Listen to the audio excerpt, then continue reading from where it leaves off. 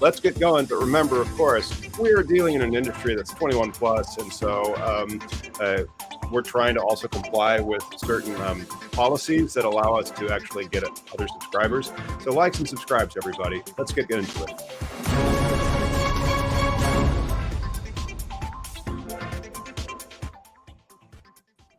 Yo! Miggy, thank you for the dance party and for joining us. And then also businessofcannabis.com, which is clearly not your name. But no, I changed it. You did? Legal. Yeah, I thought it'd be cooler. It's one of the reasons why I dabbled with the idea of changing my name to Max Power. But then evidently this is just me ripping off of Simpsons episodes from the 90s. And so I gave up that dream. So it suits you. You should have kept it. Shut up. Jay, can you introduce yourself and tell us? Sure. My name is Jay Rosenthal. I'm the managing director of Business of Cannabis. I'll give you my whole spiel. Since 2017, we've highlighted the companies, brands, people, and trends driving the cannabis industry. We have online events, real-world events. We have a daily video series, daily podcast, daily newsletter. You can find out all the information right here at businessofcannabis.com. You can also subscribe to our YouTube channel. This is actually streaming on our YouTube channel as well and on your YouTube channel, but subscribe to both. Like, you might as well. Like, might as well. Like, you need to learn about the industry. You should subscribe to these YouTube channels. Yes. And so you've been into cannabis for a while. What does Business of Cannabis report on? What trends are going on in the business of cannabis? Yeah. So we started off with a really heavy Canadian focus because we're based in Toronto, and we started in late 2017, which was really the year before legalization here. And there was only medical cannabis, obviously, but it was pretty large. We have 300,000 plus patients, and we only have 30 plus million residents. So it's big, or was big. And we really just were looking for ways to get into the industry. Me and two business partners, we talked to anybody we knew, and it seemed like there was this gap around really B2B information around the industry. There was an emerging industry. There were big companies like the Canopies and some of the other big sort of licensed producers that were publicly traded, but we were really drawn to the innovative stories about the entrepreneurs who had pushed all their chips in. And we thought, even if the public didn't even know anything about legalization or were against it even, you might really be compelled by the innovation that was happening in the Canadian landscape. And so we said, let's just help tell those stories. It was a pretty basic premise. And then really, as things progressed, we saw there was this need to connect the industry to itself. And that's really how we sort of started what we do, by highlighting the companies, brands, people, and trends happening first in Canada, but then we've expanded a lot. We do a lot of work about what's happening in the States, especially around emerging markets. We've been in and out of New York, 4 times in the past 6 months. We're going New York's awesome. It's great. And we got so much New York to talk about. Like it's going to be our workshop for the month. Is going to be because New York in the past 2 weeks got off its duff and issued things. And I'm like, well, those are regulations about retail locations. And those are regulations about cultivation. Okay, we're doing this. And so New York's going to be interesting. We're going to do a whole thing about it. We'll have to run it by you just to make sure that you can give us this is bullshit. No, it's not. We're trying to really, really help people get their licenses in order. But man, that's awesome, dude. Thank you for doing that. No. So what we did, like our first couple of things were like, we had a medical cannabis week in 2018 to highlight the companies doing interesting things around medical cannabis, which was the only industry at that point here in Canada. But then gearing up, like we have a report once a week around benchmark pricing that we work with partners to get benchmark pricing indices from across North America. We put that through our newsletter. We highlight sort of leaders throughout the industry, regulators, lawyers, regulatory sort of consultants, insurance people. Like I like to say, a lot of the boring parts of the industry that make it really tick, that consumer-facing folks may not ever be interested in, but for us, we don't. That's the thing, because I'm trying to walk that fine line too, where my clients aren't the consumer ones that are asking questions about like their FOID cards, or also if they can smoke weed on a plane. But you're trying to reach that demographic because those are the entrepreneurs that are actually getting into this space that you can help.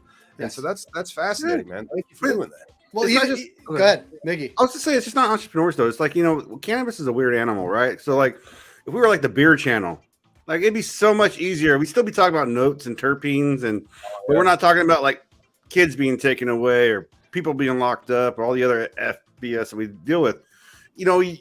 Jay, you're the first. I think you're our first Canadian guest. Like, surely, like we had a neighbor, like, because we don't know shit about Canadian like culture, right? Yeah. Because like there is the outlaw days where it's prohibition and everybody's all, secret handshake and all that crap. But your guys aren't there no more. Like you guys literally, have stores in the open. Oh, yeah. There's still some raids going on, of course, because money. You guys are still getting raids in Canada? Very few. I mean, there's some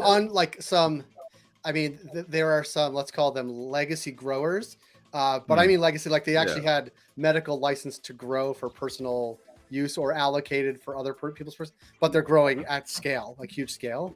And there's some of that, not much, but there are still, legacy or illicit dispensaries like in and around Toronto that really operate kind of with impunity, much to the chagrin of like people put millions of dollars into their stores. Like, I wonder if that's going to happen to New York with those types of weed pop-ups they've had and weed trucks, and then nobody's prosecuting. Well, except they said they're about to, because and nobody in the industry, like this is the interesting part of the industry, and it's one thing to talk about it on a podcast and people say, you know what, nobody should be put in jail for the plant. Sure, I get that too. At the same time, like at an entrepreneur, I'm putting millions of dollars and my life savings and my my personal professional life into this. And the safety and the security. And so you're investing as a dispensary owner in a highly regulated state in a lot of security to protect not just your inventory and the cash, but also your customers. And these guys are just popping up to a street corner and then, like they're selling tacos. And you're like, wait a second. How do we get that genie back into the bottle? We had an event in New York in December, Business of Cannabis. We did this event series in Brooklyn. It's amazing. But we were there on December, I think 9th and 10th. And my wife came into town for the weekend and we went to a Broadway play. And so we're on Broadway and we're like going to a play, right? The whole 9 yards. And like there's trucks, as you said, like there's weed trucks. And they're parked like in the right zone. There's people like and frankly, I'm not going to say which brands. And they are clearly not selling the legal brands in there, but they have the legal brand logo. So they're also not only are they like, but that's the thing. Now we have like two violations. So we have the violation, so that's unlicensed, untaxed, and then we have the violation of they're trending on other people or other consumer packaged goods companies like cookies brand and trademarks to say that this is apples and bananas. Well, actually, apples and bananas is compound genetics, but like to say that their stuff is their stuff. So they are, I mean, this had to have happened in the illicit industry. It's like, oh, you want that OG Kush? Oh, this is it. Yeah. Oh, you want the perps? Oh, this is it. Hey, that's the same damn bag. You want to do it twice. You're just trying to move products. You know, funny too is like you're saying, how you mentioned cookies, right? You can buy cookies packaging on Amazon. Like, it might not have anything to do with Burner. There might be a deal. Maybe Burner might have a thing, but either way, there is no protection for anybody, like in the money category, as far as like it's his IP, but it don't matter because F you, it's cannabis. So it's only prohibition already. PBS's IP. And so like cookies is one cease and desist away from PBS saying like, you ripped off Cookie Monster's blue font. You ripped off the first name of them. You ripped off the logo by making a cookie C. And so will PBS send that letter? I don't know. I don't think so. I think they would have sent it already, to be quite honest. But it is interesting because, and this is a lot. One of the interesting things happening in Canada here is that and this is not sort of IP related because they're licensed in the IP, is that we are seeing, we didn't get, so legalization happened in late 2018 here in Canada, but it was just flower and oils and pre-rolls. Like that was basically the industry. And then later, about a year later, 2.0 products, so edibles, beverages, concentrates came out, and that is so silly. It's ridiculous. Did they think they wouldn't take their flour and make cookies? Well, it's the whole thing is wacky, but oils, like they sold oils in a dropper, like you could just buy RSO. I mean, but that's part of the issue with the beginning, right? And why there's still legacy and traditional markets in Canada. Well, even still now, our edibles are only 10 milligrams a container. Jesus, like that's the cap. So all those things we're working out. Only 10 milligrams per container, not per piece. Per container. So there's some that have like 10 pieces, 1 milligram each, or now they're like there's a lot that are like 1 milligram per piece and 10 in a pack and have like 20 CBD, CBG. Like they'll do all these mixes, which is interesting and pretty innovative. But obviously the legacy market thrives in that because you can buy one candy bar that has 100 milligrams in it, and that's that. So the industry Oh, pushing back, and they will address the legacy market will advertise a gram. I mean, I've seen gram edibles advertised in the legacy market, and they have packaging, and they're in Mylar and all this other stuff, or they just buy cookies stuff off of Amazon to rip them off, and then you see it, but then you're like, okay, well, is anybody going to regulate this stuff? No. Yeah. Well, it's interesting because here they say, and they being the we also have provincial wholesalers. So that's how you have to. So we provincial wholesalers in Ontario and Quebec are saying that for the first time over the past, I would say 6 months or 8 months or 12 months, the legal market has overtaken the legacy market in terms of dollars purchased. Oh, wow. Which is pretty That's fast. huge. I mean, it took a long time. Well, California is now back down the other way, but here, but also, I mean, it's a direct correlation to how many stores there are to buy weed.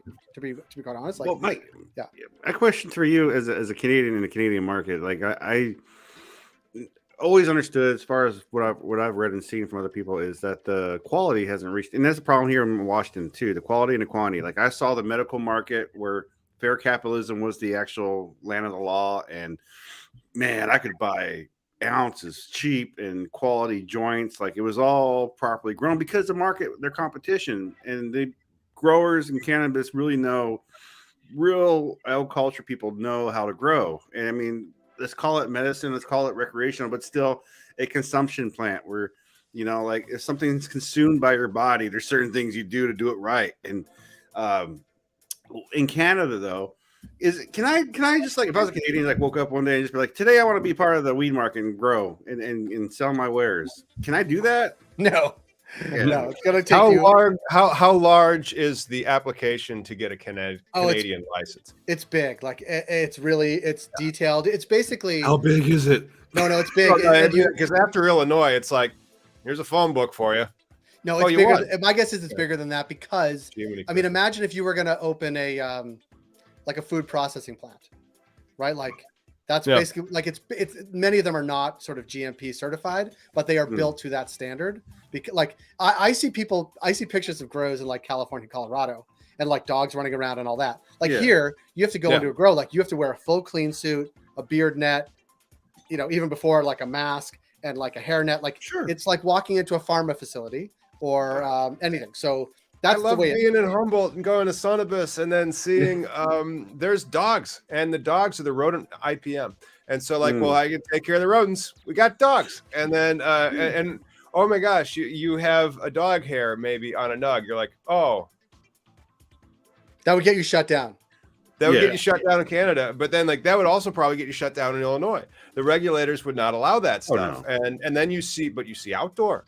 Like, New York's starting with outdoor. Because they're giving it to their 250 hemp farmers. And so and then you look at that. I was crunching the math on that. I'm like, bro, give me a call. Don't forget to head on over to CannabisIndustryLawyer.com if you are a New York hemp farmer, and get in touch with me, and then be like, do you want to talk to Jay? I will get Jay on the line then. And it'll be like, Tom, you have to stop calling. You have to stop. Yeah. It's funny. Like, but no way. Outdoor, you do deal with the elements, right? Like, I was at a grow on the east side over here a long time ago in Yakima, beautiful grow. They isolated the dirt, did all the right things, but I was like, what do you do about bird shit? And they're like, yeah, you just kind of, it's an agriculture product, right? Even though it's medicine, even though it's a thing we do for fun, it's a goddamn plant. It's a goddamn thing that's grown from the ground.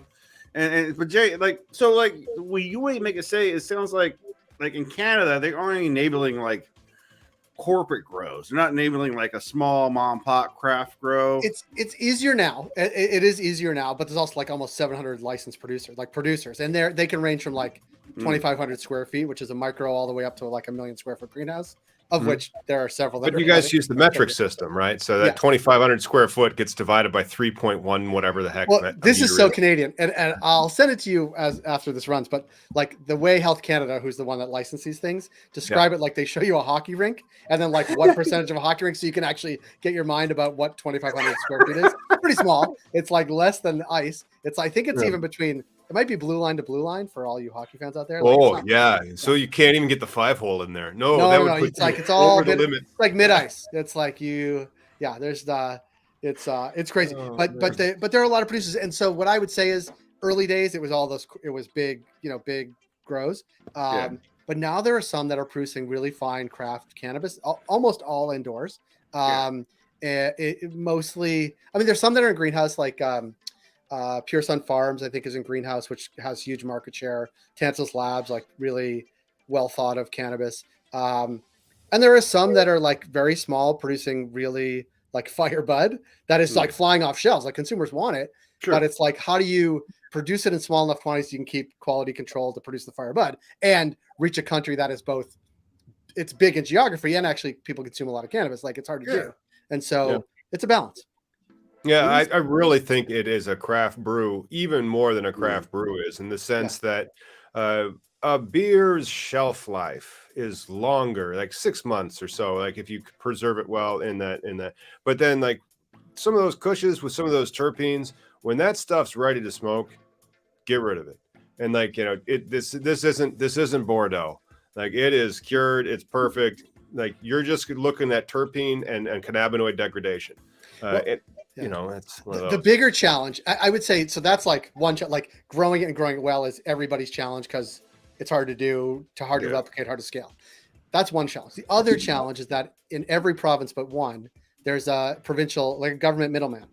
So you as a craft grower may say, you know what, just what you were saying, like it's reached its perfect time. We got to get it to the province. So there's the delay of getting it to the province. Well, you got to get it tested, obviously. Then getting it to the province. The province has to get it to retailers. Retailers have to move it off shelves. Like that is not instantaneous process. Whereas like I hear about what happens at like Hall of Flowers, where buyers and growers meet in a room and say, we're going to have this coming out of our grow in 4 months. How much do you want? We'll get it to you. Like that does not exist except for Saskatchewan here, which is a small province. But like the process by which cannabis reaches the shelf is a big challenge because of the freshness, of course, and consumers want that. That's like a B2B thing, right? Like that's what you're talking about as far as like why your emphasis in Canada was B2B.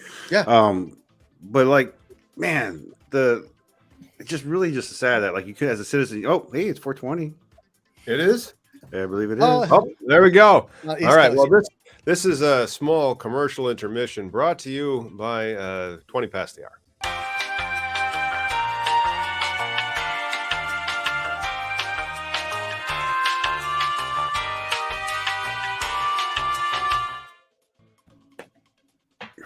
Well played, everybody.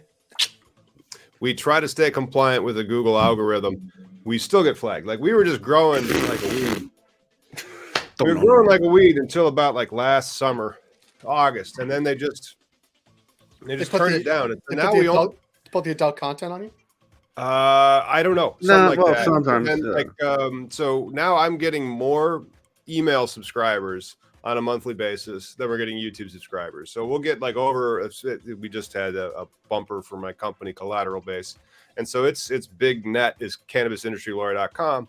And so we got over 400 email subscribers from that last year, or like last month. But then YouTube has smashed us down to like 397. I'm like, that is bullshit. It's the man. Yeah. Jay, you said 700 fucking producers in all of Canada? Like all of Canada, the country? 40 million people. 700. Yeah, I think it may be more, like 800 now.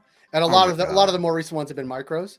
That's crazy. Yeah, but some of them have, there's several that have, million square feet of canopy. Like it's a lot. But I don't think, but that's, and again, that's like the Aurora Cannabis. Like that thing is like imploding money. It doesn't even have like a worth. And the only reason that it's still there is because bondholders can't file for protection or accept reality. And so that's the big, huge, the acreage, the canopy, the thing where you're like, oh, we're going to make this for 4 cents a gram. And yet the craft ones are the ones who's got sales and cash flow. Yeah. So like, I think I'm of the opinion that once you get over 15,000 square foot canopy or like 4,000 plants, you just can't move it. And you also start to lose stuff. So I don't think it should scale. I really think it should be more like you have a community and that community has its breweries. And those breweries, there's a local flavor and flair that's there. And if you want to have that weed, well, you got to go there. Yeah. And I don't disagree. But regulators in Canada most certainly do. And I think regulators in a lot of places really do because they want to control. Well, they want to make sure as Miggy said, like it's something that people are going to ingest. Health Yeah. Canada is in charge of everything that people ingest, from tomatoes to pharma to everything Oh, wow. else. It's going to be consistent. It's going to be third party tested. All those things. It's going to be pesticide. Mold I mean, it's free and pretty Do easy. they run that? Do they run restaurants like that? It's pretty strict too. My sister-in-law owns a restaurant, and I mean it's governed by different people. Like the restaurants are governed by the city and the province, whereas cannabis is really governed by Health It's a Canada. product, right? Yeah. Like Yeah. cannabis is a product, but the restaurant is a business where like sanitary conditions are applied. Right. But all ingestible, all things should be applied equally, right? You get it tested for all the bad stuff. Yeah. You make sure it's grown right properly. You have health inspectors. It's regulated, and then Yeah. Canada is interesting. And then so was the bill that Chuck Schumer finally dropped last year. That wasn't it kind of sucked, but they also called for GMP. And so at that level, do we require that for restaurants? So like if I was going to go make a pizzeria to serve people an ingestible substance called pizza, what regulations do I need to file for that? Now, if I want to give them a beer, what regulations do I need to file? Now, if I want to say like, you want a nightcap after that, here's a joint for you. But I would argue a little bit back on that, is that the flour, the tomatoes, the cheese that come into that restaurant are governed by more or less GMP, more or less. The inputs are, and is that why Cisco owns everything then? Well, do they though? They're just a distributor, right? Like it's all, now at the same time, if you are a pharma company, if you are putting out like vitamin gummies, you're governed by, GMP, federal regulation, GMP. DCA, or that's the Food, Drug, and Cosmetic Act of like way back in the past, but it's still in effect, and that's one of the reasons why when you see a packaged good that sells food, it has a particular label on it. That's the law. Yeah. Well, I would ask you, because you guys do work obviously in the States, like when Chuck Schumer drops a bill like that calls for GMP or the equivalent, I think the industry in the States gets serious heartburn, which is why they will say they want federal legalization. And then they should though, because all they're laying out with the GMP in any order policy is just saying, look, we want safe manufacturing practices, right? Shit, you should be doing anyways. Like that's the hard part right there. It's like, like it gives me a hemorrhoid to talk about this shit. It's like, look, all this shit's not hard because like you should be doing it anyways. If you're gonna run a good restaurant, run a good anything, you don't want to like give people fucking cholera or lead poisoning or whatever it is. You don't want to do that. We don't wake up going, we want to be assholes. So like, we should have. I'm not sure. Have you met some business people? I have met business people that they wake up and I think that that's what they think, because they're like, he wants this. I can't let him have that. That's the lowest bidder problem, man. That's the issue. It's not the lowest bidder problem. It's just that's how business works. It's turning pennies into dollars. And so you're looking for mispricings. You're looking for exploitation. A lot of businesses like that. I mean, good business. Now, like we have to accept the fact that like we've had like America is based off bad business, right? Like we've had so much free labor. It's not even fucking funny. Like how much fucked up shit's been established. Because we had as much free healthcare as we had free labor. That's the problem. We do. Yeah. I'm very envious. Do you have any idea how good that would be for an entrepreneur if you had Canada's health plan? So why don't I move my company to Toronto? I don't want to live in Toronto. I like its laws. I like its health plans. Can I live in Toronto and reside in Cocoa Beach, Florida?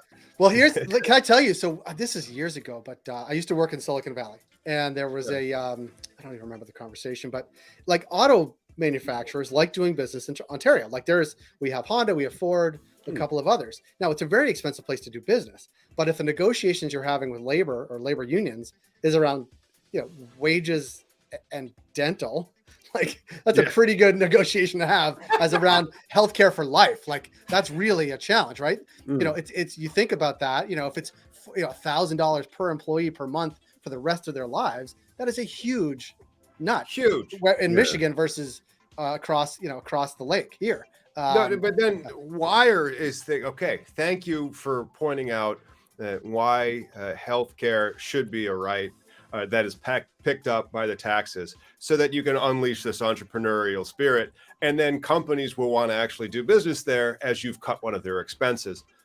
Why can't we do that? Oh, so Are we that dumb? yes. Are we that I mean, I'm dumb? sorry. I'm American, so I would include we. I think there is a huge chunk of the population in the States that believe universal health care is some evil that will take over your lives. I can tell you that I've lived through being an American and being here. It does not. It is a better system. I used to be on Kaiser in California. Like, it is a better system than that. And yeah, we have higher taxes, but at the same time, we get covered all the time, right? Kids have free medicine. The incentive is to be healthy rather than sick. Your doctor here, so our doctor here, if you go to a different doctor because they're not available, they in some ways get penalized. So they get penalized. Not only they want to treat you, they want to treat you and keep you healthy, but they should actually want to treat you and have good customer service because they don't want you going other places. Oh yeah. Does Canadian healthcare though? Does that cover cannabis? Does that cover as medicine? No, but many like supplemental insurance that your employer would give you, like benefits for a farm. Oh my God. Some of that does, yeah. Or your health savings account, which you guys have there, we have here, it's covered. I could use my fucking health savings account for weed. Holy crap! Now you'd have to go through the medical system here, as opposed to the, go into a store and buy it. But sure, you'll get weed and you'll get it reimbursed. I mean, the medical system, I imagine, is a lot of your legacy people, so you're going to be getting quality cannabis anyways if you can just find the right network. But but this is the future, America. If you would just get off your frickin' duff and read a book and eat an apple sometimes, free weed, you would be able to have health and weed and more entrepreneurs, because then you don't have to pay this is a real thing that I have to deal with every month. Like, Miggy works for this very nice company. Yeah. I am the company. And so you have to write that check to healthcare, and dude, expensive. Well, can I get on another thing? Because I've lived experience of please, Jay, everyone, thank you for tuning in. We're not going to talk about weed anymore. Like and subscribe. Jay will now have something that grinds his gears. Everyone, Jay Rosenthal. Because I'm an American and lived in California, then moved here. There are some things that are earth-shatteringly different. One is obviously healthcare. The other is higher education. So, I don't know how you would afford $50,000 to $60,000 a year per kid to go to university. So that's $200,000 per kid. We have two. I don't know how we would ever have $400,000 to send them to university. I'm talking state schools too in the States, right? Yeah. No, here, right. The most expensive school and the best school, arguably, University of Toronto, which is both one of the more expensive and the best. It's the Harvard of Canada. It's not. Well, don't say that, because then you get shit from people who are like, actually, it's McGill. Actually, it's Waterloo. But no, but it's I think it's $15,000 a year. Whoa! Oh my God! Right. Dude, so you tell me. I went to law school. Obviously Harvard, Stanford, Princeton. Of course, you could argue. A list just came out. The top CEOs, the billionaires, they all went to Ivy schools. But is the difference between I went to Emory and Atlanta? Is the difference between Emory and University of Toronto? Yeah. Is it $50,000 a year different? Absolutely not. And it's a huge difference from a I was going to say a young parent, a parent of young kids. I actually mean, for sure. This is it's a life-changing money you're not going to spend. Yeah. And look, if our daughter or son, if they are geniuses, or if they want to go to grad school and there's a 2-year or 3-year program where they're going to be a doctor, of course, we would think about that. But on the regular, to say it's going to cost us $40,000 a year for 4 years times 2, I don't even know where to begin. The best advice I got when I was in the Navy, because the Navy goes through a lot of training. They try and everybody comes I knew a guy in boot camp who learned to brush his teeth in boot camp from Louisiana. They're there's steps in life that we all got to learn. And if we're making an investment for the future and whatnot, the best one I got so far was just invest in yourself, invest in your own whatever, because when your kid gets old enough and they do want to go to college, then you can take the loans out then and do everything then. But you just don't know. You can try your best and hardest, drive this little human being to be what they want, but sometimes they're assholes. Sometimes they're not. Sometimes, and I'm there. I really push my kids way too hard into computers. I'm a nerd. Tech is my thing.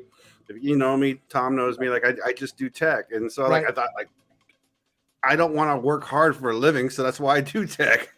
You know what I mean? Though, You're not supposed to say that. I'm giving As you somebody guys. who sutures together numerous pieces of software to extract money from the internet, I'll let you know that's not how it actually works. But you know, It's nonstop. You're always like, well, we have to get this system and process going now. And then like Jay was like, oh, here's my credentials to get this thing into StreamYard. I'm like, I've not tried that yet. Yeah. Oh, it works. I mean, like, but we're all working in tech. And if you're not, holy crap. Don't you have any idea how much more tech's going to be tomorrow as opposed to yesterday? I mean, you really have to get into it. Yeah, totally. Yeah. The fact that the HSA though is covered by Canadian healthcare, like if I could use my fucking healthcare plan that I got from the company that I work for to go buy weed, you know how much money that would save me?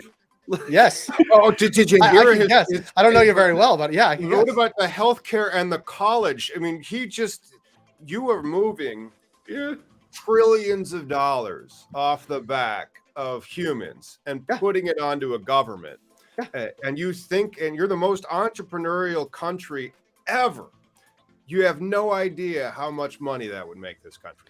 Right, like, but you have this pushback that that this is somehow a bad thing. Like I don't know how healthcare could ever be a bad thing. Republicans, and then again, people get really pissed when we get political like that. They're like, "Oh, you're just," and I'm like, "Well, cannabis is it's a nonpartisan issue. Everybody loves it. It's the right thing to do."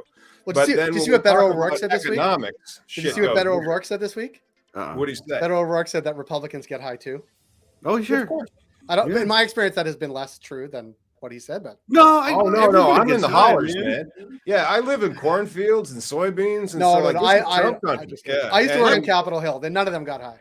My problem is this whole like party of love thy neighbor bullshit, and then they fucking like don't want to have healthcare. They don't want to like pull people out. Like there's real policy and things we can do, right? Like all this, like when Obamacare happened, right? And they're all like, whoa, like, well, where's your plan? These fuckers never had a plan. Like you can all you want, but it don't give you nothing. Like when they have that binary type thinking as opposed to nuanced style of thinking where it's like that's socialism. It's like no, I mean it's not. It's good policy. It's taking care of your basic human rights so that we can have better companies and you know, Jiminy Christmas. But I get so upset that you see how we just waste stuff. And then you know what? Do your politicians call you at all hours of the day asking for money?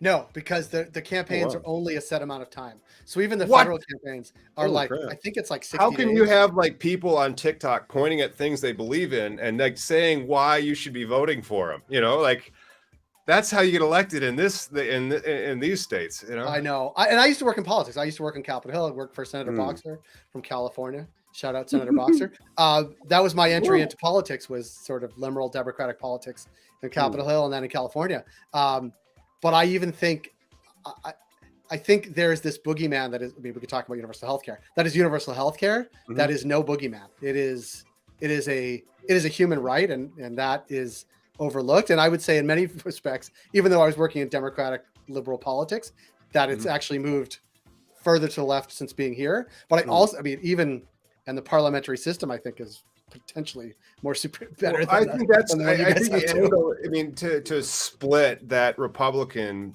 I mean, these guys voted for Trump and loved it, and so like to split them, you have to really get into their pocketbook. And if you can get into their pocketbook from college and from the costs of their healthcare, I mean, if they own a plumbing company or if they own like a hair company, if they own a company, and most people own companies, and a lot of them vote Republican, and you can be like, all right, let's go over your balance sheet and your P&Ls this month.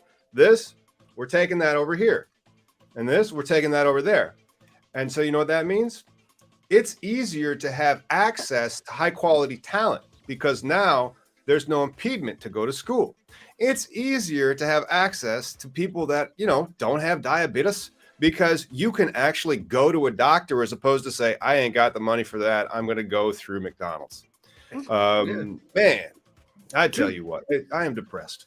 Well, I'm not gonna talk you out of that depression on those things for sure. But I will say this, and this has also got me angry. And since we're talking about this, there are people who are like freedom, freedom, freedom, unless of course it's about cannabis, and unless of course you're the governor of Florida, and cannabis is not one of the freedoms you agree with, or gay rights, or what a woman wants to do with her body. Right. Those things are not the freedoms he's talking about. It's It's just, not those freedoms, just the other ones that they care about. Well, so it's a little bit hypocritical. Now, and by the way, like the issue of cannabis did not come up in the election of prime minister most recently. So last year, it just didn't. And it was, it's a non-topic no more. Right? You guys. So Mike, I had a question for you as far as like, the land of legal weed now, like totally, like imagine, is there any average citizens being arrested, like walking the streets getting high? Is there anything? Nothing has gone array where like no. Like in fact, things are loosening rather than like it started from a very constrictive spot, almost like tobacco. What has happened since COVID, but would have happened anyway, is that may have happened anyway. Since COVID, retailers, let's say in Ontario, the biggest province by it's like 50+% of the population. Now there's delivery, like private delivery to your house of legal cannabis. That opened up. So e-commerce and delivery, curbside pickup. But more importantly, what has really happened is over the past year plus, the number of stores, the actual brick and mortar stores, have gone up 125% in Ontario. So in Toronto itself, so we have a city of say 3 million people for easy math. We have like 400 stores. So like there is some strips here, including the one where my office is, where my house is. There's like 6 stores on a block because there's only some places they can't be within 150 meters of a school or a park or some other thing. So like you have to literally, but that's the zoning aspect of it. You've created, and then think about like a college town that has that row of bars, and that's what you've created. You've created that college town with the bar area, and you've just relegated cannabis there through the zoning aspects. Right. And I've seen this, like when people are applying, you get and it's difficult to apply for these licenses because of the amount of regulation, by the way. But yet you'll have a disproportionate amount of the applicants congregated in one particular area because them's the rules. That's zoning. But those are that's really the only rule in Ontario. So like if you are, there's some cities that have opted out, but aside from that, if you're outside of that 150 meters, it's like there aren't certain designations of zoning. So it's not like B and C and D level streets. Like we are, they call it in England, like the high street, like Main Street, like it is in some of our fanciest neighborhoods, some of the, the least fancy neighborhoods, and everywhere in between. Once you're outside of that radius of a school, there are cannabis stores, and like it works. Like cannabis sales go through the roof. Now it's very difficult for those stores that are right next to each other, of course, but they become gas stations that share a block. Well, interesting. Couche-Tard, which owns Circle K, which you guys have too, which is a Canadian company. They have a relationship with Fire and Flower, they're like a minority owner of the actual company. Fire and Flower is one of our bigger retailers here in Canada. They have like 120 stores. They are co-locating some of their convenience stores, and right next door in the same sort of drive in it, like is a cannabis store. So like it's happening, and it's in America too. A lot of the people that own the retail locations, they're getting into it as a side, and so their ancillary side was they own liquor stores, gas stations. Yeah, and they're getting into it, and they're being successful. No shit. Yeah, I will say though, this is the one thing, and this is as true in California as it is in Ontario, as it will be in New York, as it is in Illinois, right, and Michigan. Like you need to know what you're doing. It's important that you know cannabis, of course, because you're owning a cannabis store. That's what you're selling. But retail is very difficult, whether you're selling cannabis or selling booze or selling gasoline or Snickers. Like it is a very nuanced, very strategic. There's lots of procedures that you just may not know because you think selling weed is going to be easy. And it might be if you're the only one in the town. When all of a sudden you're 6 on a block, it's like, oh, we have to have the right people, the right vibe, the right training. They have to be moving the right product with the right markup at the right time. They need to be doing attachment rates and inventory planning. And there's a freshness aspect of the cannabis, certainly on the flower side. Like it's more than 3-dimensional chess. It's running a very challenging retail business. Like, that's fair competition though. Totally. That's nice. It's just really, really hard, and like I think many people like get into it. Markup and all those expenses, those aren't expenses. Right. Jay, that is after tax profit expenses, and so you have to pay for all that shit. That's expensive and difficult to do for the trafficking when you have a lot of competition like that. After tax, but you every bud Canada, so you every bud tender in Canada has healthcare. See what I mean? You don't have 280E. You don't have the illegality, and so in Canada you're running a regular business. You're not running this weird thing where like the retail locations in America, they have to pay their taxes after they've paid their COGS and Right. maybe their inventory manager, Right. like whatever they can shift into inventory. That's it. Then pay the man, and the man will be coming for you if you don't. And then you can pay for all this other stuff. That gives you competitive advantage. Yeah. I mean, it's like it's a much more normalized business here because of banking, because it's legalized, because it's federally legal. All those things matter. So you're getting down to the brass tacks, which is, oh my goodness, we need to run a business. Now, there's some nuance too, because everybody's buying from the same wholesaler in the province and they control the price. There's a minimum you can charge, and there's, really the competition's outrageous in some places. But what we've seen now is like everybody wanted to be in downtown Toronto, the biggest city with the coolest place, right? Then it sort of moved to the suburbs and exurbs, and like there were some shopping centers that were doing gangbuster business because they were the only ones in the community. Now, like I get called, I would say at least twice a month from very small towns in Ontario. Like when I say small towns, I'm talking like the nearest town is like 4 or 5 hours away. Like it's almost like think of like South Dakota, right? You guys been in South Dakota? Like there are towns that are 4 hours away. My brother-in-law is from Yankton, South Dakota. Right. So South Dakota, like there's going to be towns that have it, that they're the only ones. But in Northern Ontario, like I think there's 16 stores in a town called Sudbury. It's a pretty big city. It's 160,000 people, but it's the only city around.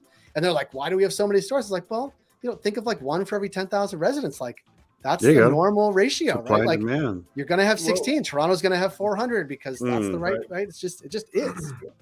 Yeah, the dispensary model math that I've done has like shifted and changed. But then one of the assumptions that I'll make is 1 per 25,000 resident.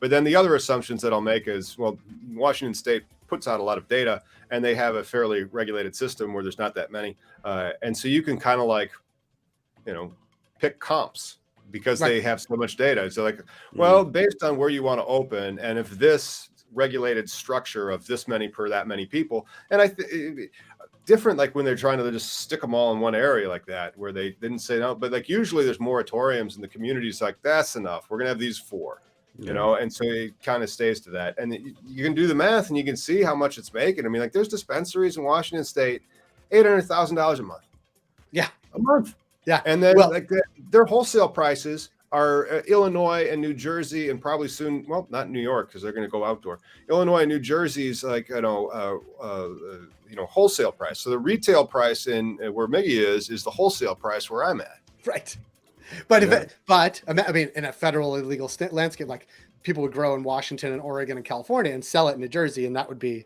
gangbusters. But it's interesting though. You said $800,000 a month there because so many stores open recently. There's lots of comps here, but nobody knew what the comp was because everything was new. There were 2 stores. A lawyer we were working with was working with these 2 stores. One in like a strip mall, they were the only store. A one that was like in a downtown strip in Toronto that was like there's 3 on the block. They opened on the same day. The one in downtown Toronto made $400 of sales. Wow, so like not made for, sold $400. The other one is doing $600,000 a month. Oh my God! Wow. Like, but like it's more expensive. The one in Toronto is more expensive, like more expensive rent, more expensive staff, more expensive training. That's the variable. And like, of course, everybody wants to have their flagship, and it's like, maybe like the Gap doesn't mind losing money on their flagship store and Miracle Mile like in Chicago, but Cannabis Store X certainly does mind because they're just getting fleeced, right? Right. But yet, that's not how it usually goes down. They're like, I want it right here. I'm like, well, sir, this is going to take a lot of consulting. Because I don't want to give you legal advice in this. You'd have a malpractice claim against me. Right. It's wild. Oh my God, Jay, so you've been out there for a while though. How did Canada legalize weed? Like, what was was it descheduled? Was there an amendment? Like, how did you guys have this promised land? So patients, as with many, patients push for it. Well, they push for legalization. They push for medical access first. Like, I want access to medicine. I'm going to grow my own. A conservative government got sued basically and had to do it. So then it was like, okay, patients could grow their own. Then patients could allocate that grow to you, Miggy, because you're a great grower, and you could grow for me because I'm your patient and you have 10,000 other patients. And I'm like, that sort of got out of hand because then there was these great growers in BC growing for everybody. And that there's a lot of let's say slippage and that kind of system, right? Mhm. And then later there was like, okay, 2013, I think it was, there was like, okay, we're going to have these commercial growers, basically like the Canopies of the world, that are going to be centralized growers. And me as a patient can get my authorization from a doctor, get it to you, Canopy Growth. Now you're my licensed producer. We have a direct relationship between patient and producer. And there were many of those in that group. And then Trudeau got in. And every time it was patients suing for more access to cannabis. Then Trudeau came in and said, this policy is not working. Like, kids have access to cannabis. There's lots of slippage in the previous system. We need to keep it out of the hands of kids, regulate it, make sure it's safe, and get the money, get it out of the black market, get it out of the money. organized crime. Get out of organized crime and tax it, right? And regulate it. Yep. And so we did. In 2015, he got elected. This is one of his policy platforms. He made it happen to much fanfare. And 2017, we get in, it was like, this is going to be the downfall of Canada. Of course, it happened, and people are like, whatever. And there's still a bit of like cities that are, and now it's funny, some cities said no in Ontario to retail, which has happened in New York and New Jersey and other places, because they were worried about, well, they didn't want cannabis in their community. Like it'll be like a majority. And so like even California is still getting close to that 50%. Every election cycle, more and more, just they die off, and they realize, but the stigma and then they're divorced from reality. And so that divorce from reality takes years to wear off. Well, and so like New Jersey was like about 2/3, and New York, I think, was 57%. And it's fine. Like it'll then what we had in Canada, like people said no. Then like now we want to see us, but we're worried about too many stores in one place. Like it wasn't that they're worried about. And there was a story. I won't even name the city in California because I don't want to insult the people that live there, lest they get hold of me. But they were like, we're going to ban delivery in our city.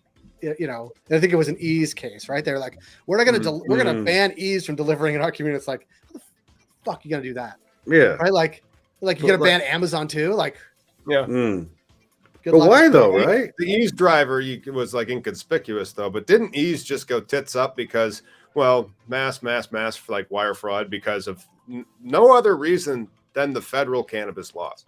And they call it marijuana, and they treat it like heroin. And as a result of that, it creates a cacophony of other crimes that you're committing when you're dealing in the business of this good.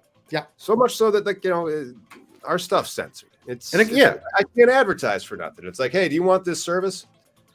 Too bad. Good luck finding it. Go to a trade show. Should have been a beer lawyer. I thought you said beard lawyer. I was like, we need lawyers making on our beard? Your beard needs representation. Yeah. Equal representation, goddammit. But your seriously, though, what is your succession plan for your beard? We can provide that. With the right trust, we can put your beard into generations. Shit. Mickey, what is your beard routine? Dude, I try and keep it not looking like a Civil War general. So, okay. How's that going? It goes poofy. That's what happens. And so I just trim it up with like a number 8 on the sides, you do it? Yeah. Oh, yeah. You're the guy. No, I want to, though. I do. But I just don't feel like spending $60 on a dude. Like I used to do that. Yeah. And I used to tip with weed, too. I used to tip joints. Oh, but my guy, I'm going to give him a shout out, JP on St. Clarence in Toronto. Great guy. Oh. B-side barbers. No, you can bring around records and he'll play them. But also I tip him in weed. He likes that.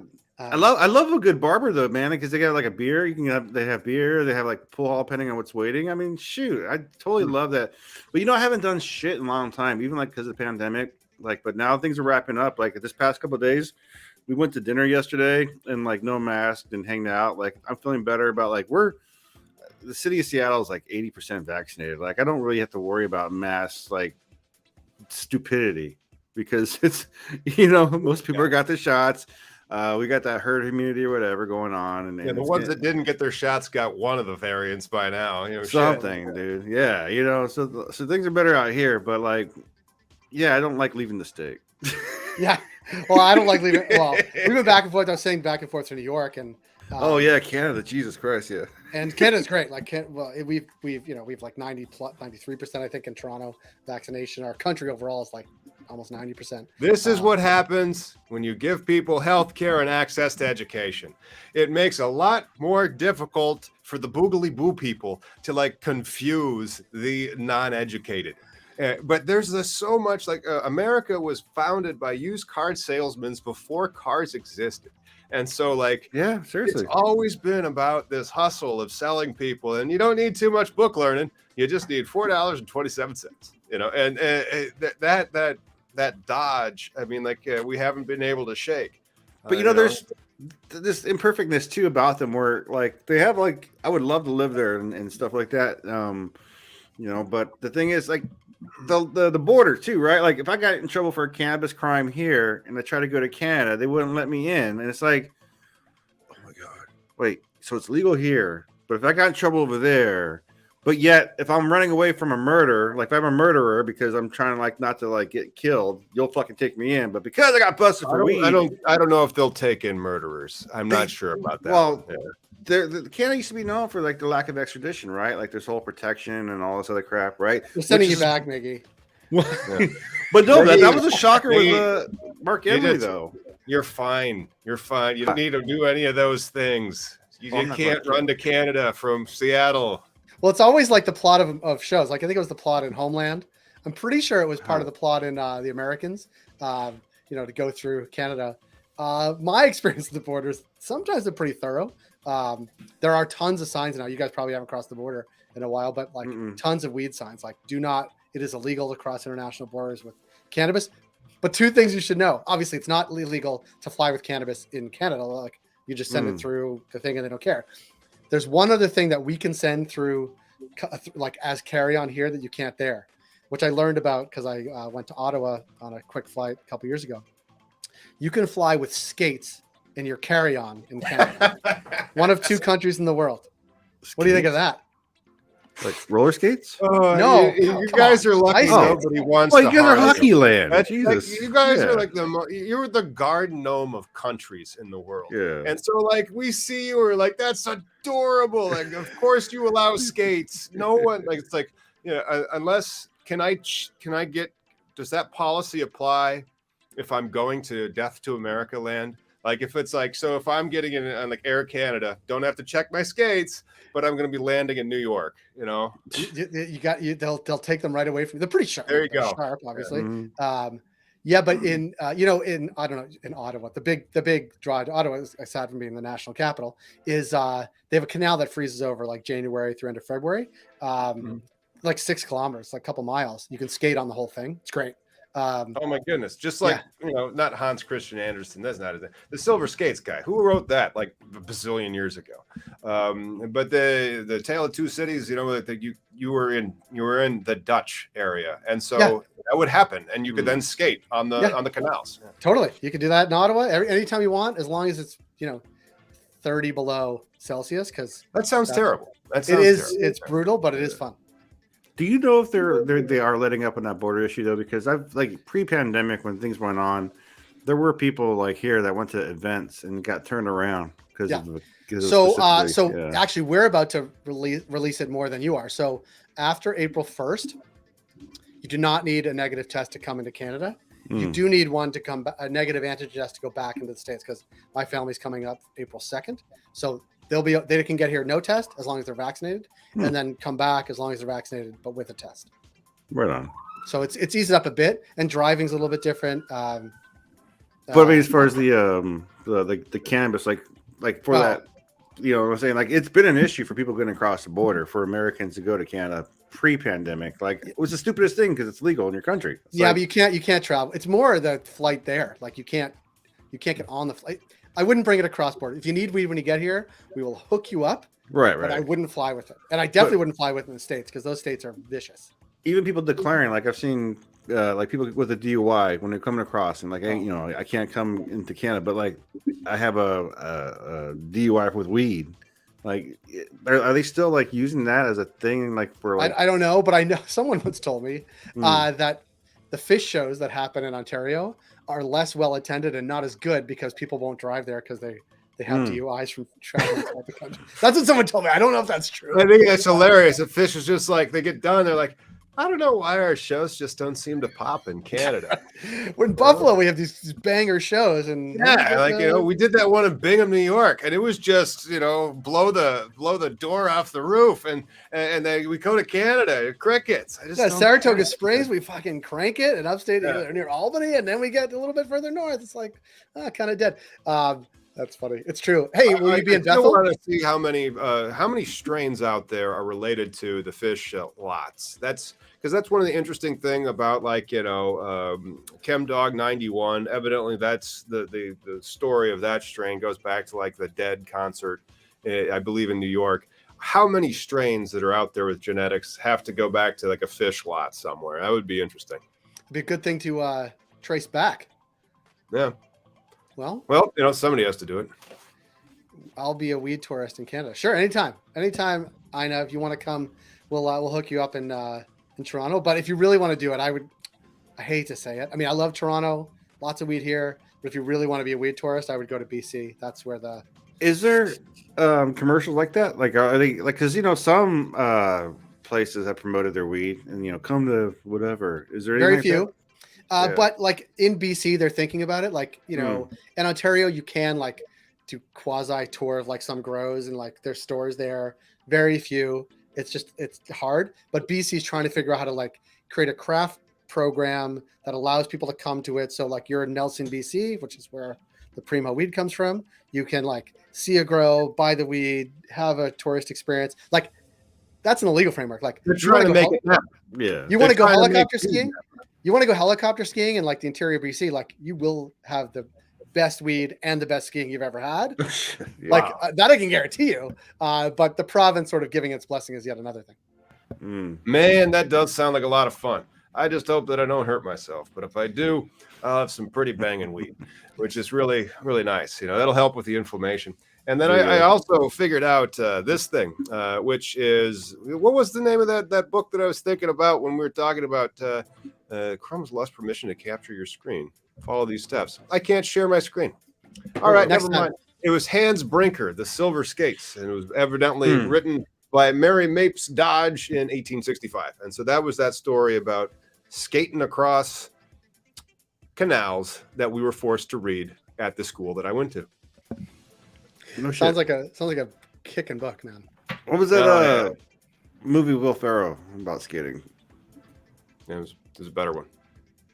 You guys don't know it? Ice skating? Not the one that he. People are chiming in with their favorite fish songs. Well, for those that'll be on tour this summer, I will maybe in the show in Toronto, but I will be at the one at Bethel Woods. All right, is that in Bethel Woods, New York? Yeah. When's that one? July 22nd, 23rd. It's a 2-day run. I think I'll only be there for the first day, but yeah. Anybody going? I'm no. I was one of the things that I was supposed to do last year, and so but then there's trade shows stuff. So is there any trade shows in New York that I can pigeon on this around then? So we're I don't know if we're gonna be back, but there's a couple. They're not as good as ours, but we're going to be back in September 21st and 22nd. Business of Cannabis New York. You can find everything at cannabislive.New York, I think it is. Or cannabisnewyork.live. Shit, I screwed that up. But you can find it all on businessofcannabis.com. All of it's always there. And sign up for our newsletter, subscribe to our YouTube channel. See, if I don't do that, then people get mad at me if I don't just keep. No, that's good. That's right. You have to do that. But I would be sharing it. But I don't have the permission. Oh, no, I already did. I shared it on the YouTube thing. Everybody find me and subscribe. Awesome. And hey, I want to thank you for stopping by and so much fun for an hour. Yeah, it was great. And I think a lot of people really enjoyed it, and I'm looking forward to getting out and into the New York market. Hopefully I'll be able to see you at one of these trade shows that COVID really just put me back and nowhere for like 2 years, I tell you. Hey, well, you guys are you gonna go to Vegas? Do you guys go to Vegas for MJ Biz? Last year I went to Humboldt, and so I'll probably go to Vegas this year, provided that I've already gotten enough money to buy the farm in Humboldt and then staff that to like move the genetic. Well, it's a multi-tiered plan that you have to convince people to buy into. Like literally, yeah. Well, if we see, maybe we'll see in person. Maybe if not then before then. No, thanks for joining us, Jay. And then also I wanted to say, thank you for all the members. They were chiming in and, thanks for hanging out. Really appreciate it. And we'll see you on Wednesday when we have a whole new roundup of cannabis legalization news. Peace out, everybody.